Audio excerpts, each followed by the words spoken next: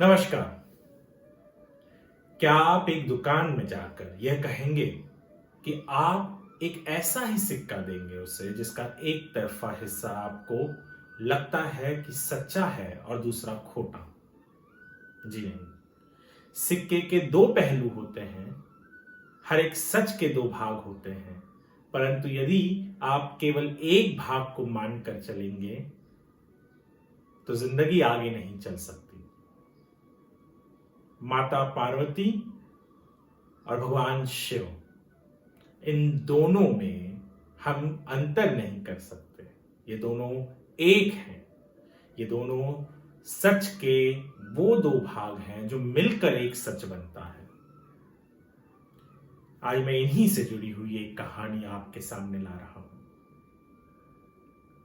कहा जाता है कि ऋषि भृंगी बहुत बड़े संत थे।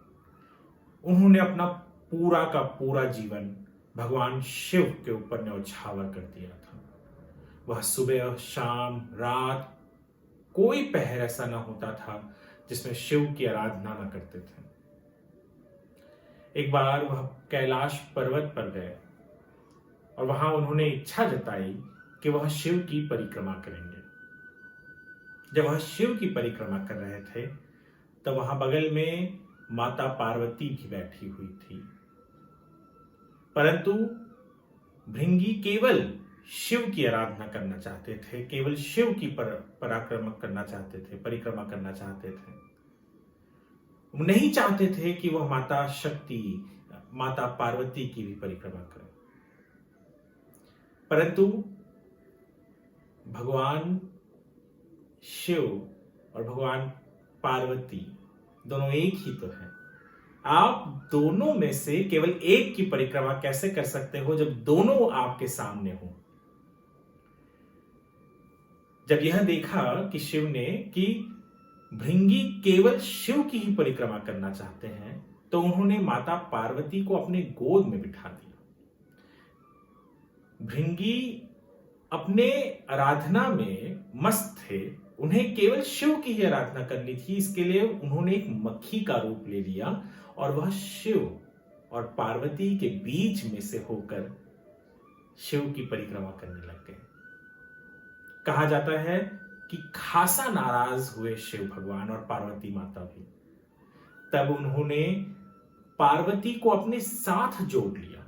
एक हिस्सा शिव, एक हिस्सा पार्वती, जो हम अर्धनारीश्वर के नाम से जानते हैं, जहां आधा हिस्सा यानी आधी शक्ति है और आधे शिव हैं। शिव और शक्ति मिलकर शिव शक्ति बनते हैं। परंतु तब भी उनके पैरों के बीच से निकल गए मक्खी बनकर भृंगी। वो नहीं समझ पा रहे थे कि शिव और शक्ति अलग नहीं है। शिव और माता पार्वती अलग नहीं है। जो शक्ति शिव में है वही शक्ति पार्वती में है। पार्वती शिव को पूरा करती हैं और शिव पार्वती को।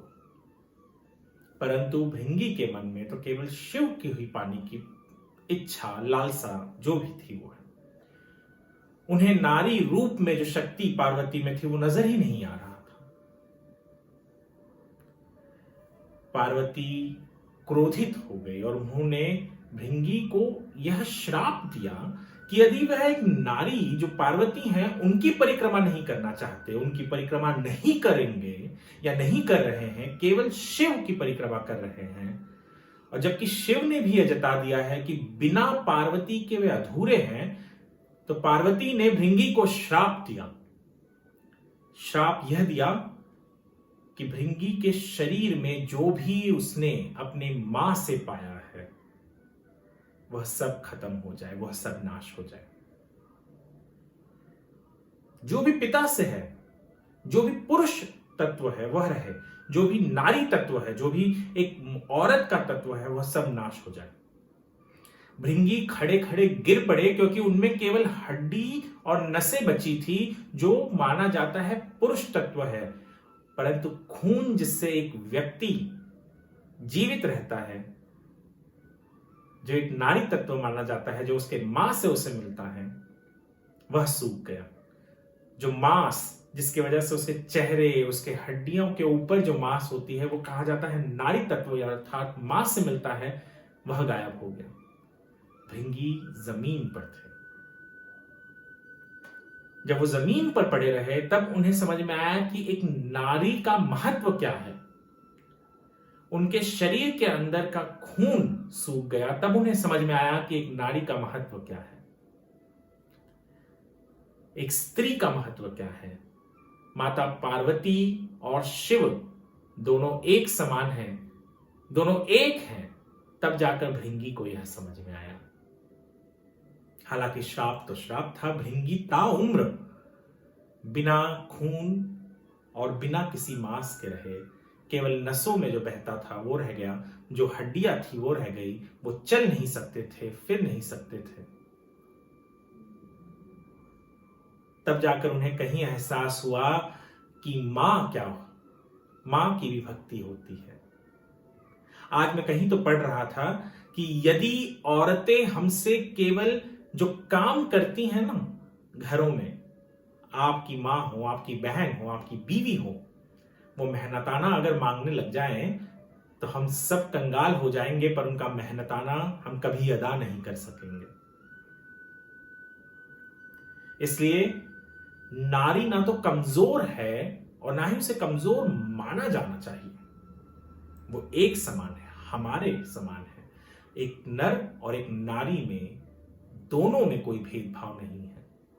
यह शिव भी जानते थे, जानते हैं, जो हमारे भगवान हैं, जिनके हम पूजा करते हैं, जो यह बता चुके हैं कि उनका आधा शरीर, वो आधा शक्ति है, आधा शिव है। बिना शक्ति के वे पूरे नहीं हैं।